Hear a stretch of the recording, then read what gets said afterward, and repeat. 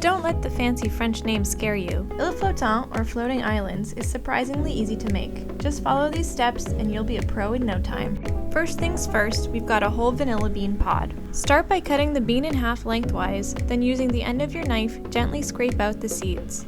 Now it's time to heat up the milk. Add 2 cups of whole milk to a wide saucepan over low heat and add in the vanilla to infuse the milk with that delicious flavor. If you can't find whole vanilla beans, you can use vanilla paste or extract, but I think using the whole bean really elevates the flavor of this dessert. While the milk gently heats up, it's time to make meringue. Add 6 egg whites to a large glass bowl and whisk until they get frothy. Now gradually add 2/3 of a cup of sugar while whisking to combine. Once the sugar is mixed in, it's time for some serious whisking. What we're aiming for here is stiff peaks.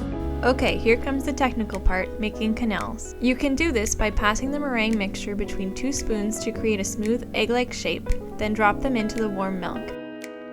After a few minutes, give the meringues a flip and poach for another 2 to 3 minutes before removing from the pan. These will need to cool to room temperature before moving to the fridge to chill. We're going to reuse the flavored milk to make a creme anglaise, so quickly strain it with a sieve and top it up so it totals 2 cups again.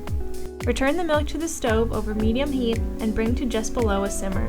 While the milk heats up, whisk 6 egg yolks with 1/3 of a cup of sugar until smooth. Now slowly whisk in the warm milk, but be careful. If added too quickly, the heat of the milk could cook the egg yolk, making it a clumpy mess. Once everything is combined, return the mixture to a saucepan over medium heat and stir with a wooden spoon until the custard just coats the back of the spoon. Strain the mixture, making sure there are no lumps, then cover with saran wrap and allow to cool completely before serving. Now for the final component, the caramel sauce. In a saucepan, combine water, sugar, and lemon juice. The lemon juice will help the sauce to stay liquid. Bring up to a boil without stirring until the color begins to change to a medium caramel. To plate, ladle a scoop of creme anglaise into a shallow bowl. Gently add the meringues and top with caramel sauce. Now prepare to wow all your friends and family with your masterpiece.